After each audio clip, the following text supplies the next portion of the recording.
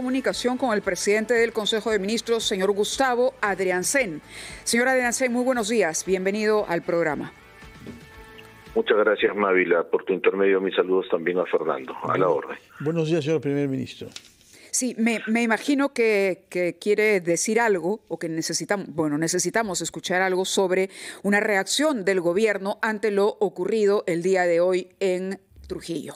Un atentado directo contra la Fiscalía. ¿Cuáles son las acciones inmediatas que está adoptando el gobierno y la información que usted podría compartir con nosotros a esta hora de la mañana tras lo ocurrido? Por favor. Correcto, gracias. En primer lugar, expresar mi solidaridad. Sé que hay algunos heridos menores, felizmente. No hay peligro de afectación a la vida. Se ha dispuesto, en primer término, que el Ministerio de Salud active todas las unidades que sean pertinentes a fin de que se les pueda brindar la asistencia médica necesaria. Muy temprano por la mañana hemos tomado conocimiento de lo sucedido. He coordinado personalmente con el gobernador regional de La Libertad. Hemos coordinado también con el ministro del Interior y con el ministro de Defensa. Informar, Mávila, que el ministro del Interior se encuentra ya en camino hacia Trujillo y debe llegar en los próximos minutos para en persona informarse de los hechos ocurridos en la madrugada de hoy. En unas horas también, me imagino yo, por la disposición que se ha dado ya, el ministro de Defensa, acompañado del jefe del Comando Conjunto y de los 3 comandantes generales de los institutos, van a estar llegando a Trujillo. Yo tengo previsto entre el mediodía, más o menos, arribar a la ciudad. Tengo que hacer varias coordinaciones previas aquí en Lima e inmediatamente salir a Trujillo. No vamos a permitir, Mávila, que la criminalidad vaya a atemorizar y más bien a aterrorizar, utilizando explosivos y prácticas terroristas en contra de la población.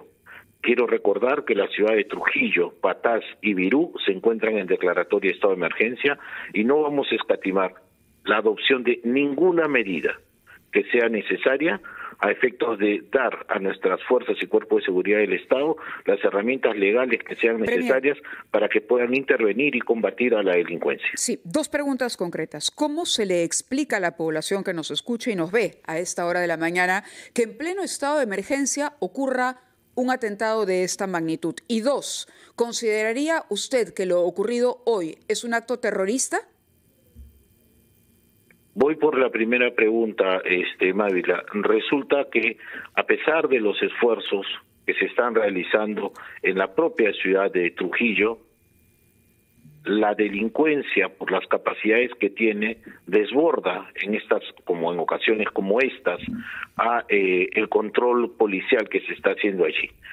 Sin embargo, si es necesario, hoy día se ha dispuesto que el ministro del Interior viaje con nuevos efectivos y lo mismo ocurrirá con nuestras Fuerzas Armadas. Personal especializado de las Fuerzas Especiales de los 3 institutos estarán presentes y permanecerán en Trujillo todo el tiempo que sea necesario. Nosotros vamos a dotar de las herramientas legales para que su intervención se produzca dentro del marco de la Constitución y la ley. Y con relación a la calificación que tú has empleado, mira, Mávila, la pregunta este atentado usted, nos hace recordar, sí, por supuesto, respondo ahora. Este atentado nos hace recordar las horas más aciagas de la historia peruana contemporánea, cuando el terrorismo se enfrentó a todos los peruanos, utilizando explosivos y causando terror.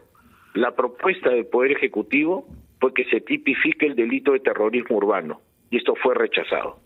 Nosotros no vamos a escatimar en volver a insistir sobre esta misma propuesta legislativa.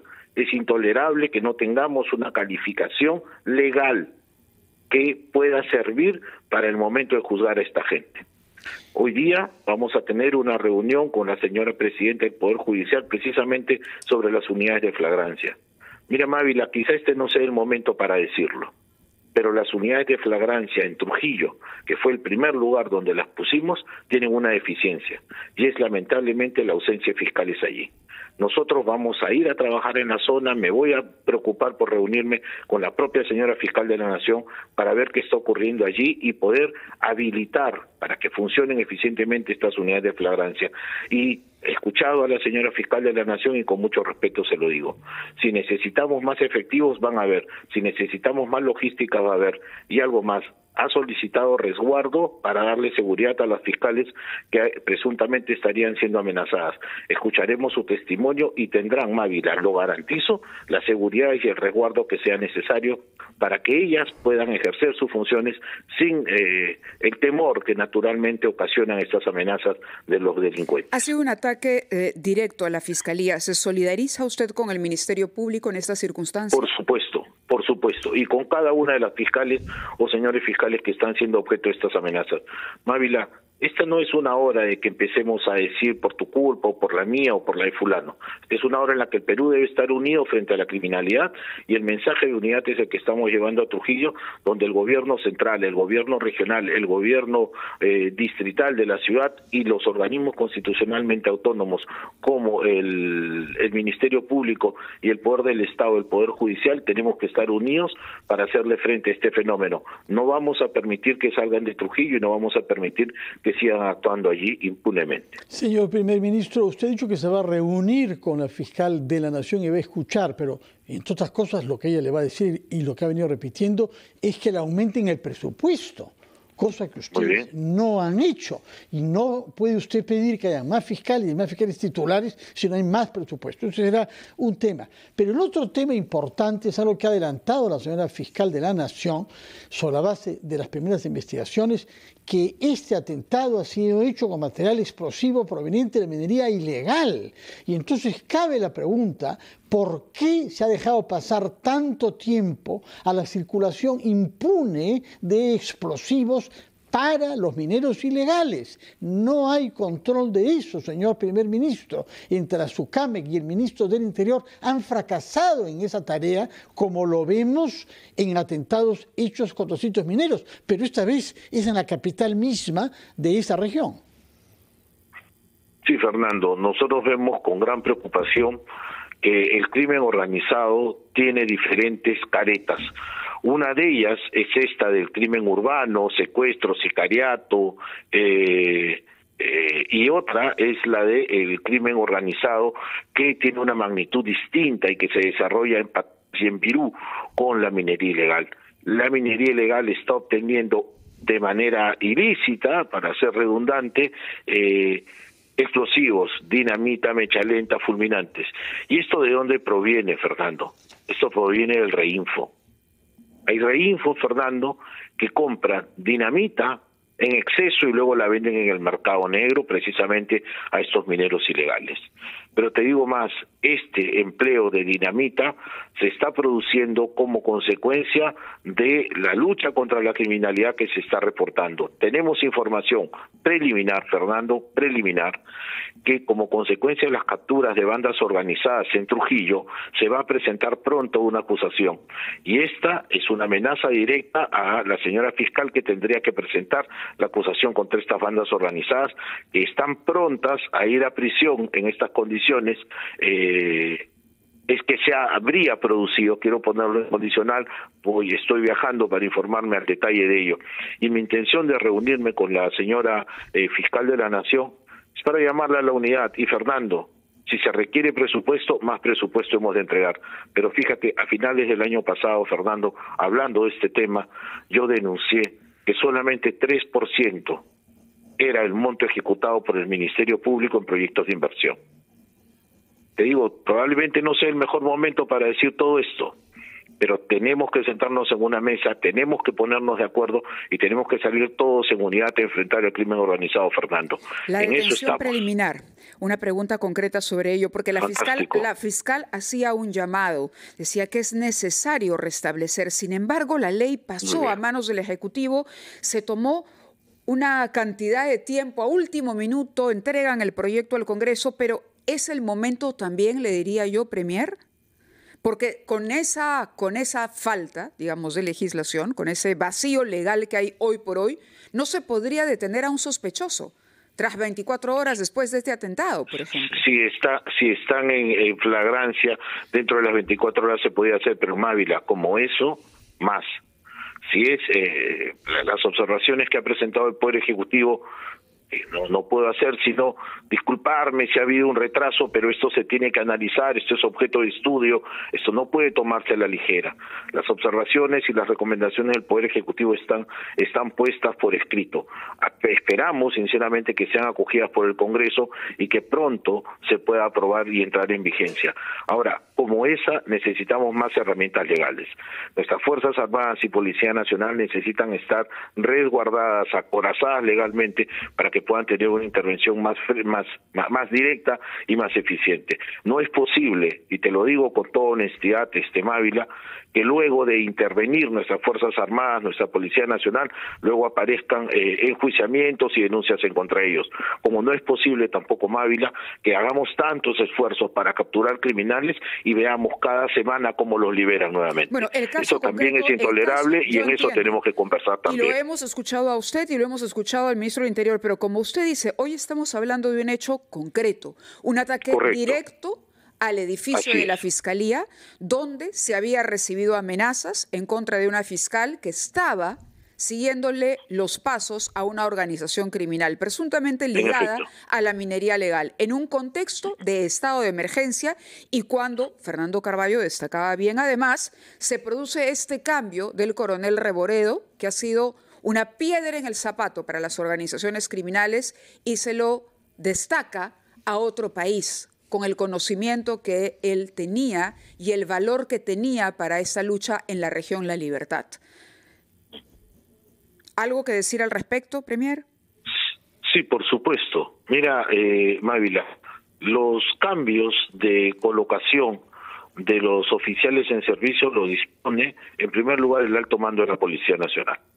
No es ningún demérito, al contrario, es un reconocimiento a su trabajo, que también un oficial como Reboredo, con el amplio conocimiento que tiene criminalidad, ocupe esta posición donde, no olvidemos, también puede contribuir de manera significativa, dado que existe también criminalidad muy similar a la peruana en la hermana República de Chile y podrían compartirse información de inteligencia para mejorar esta situación.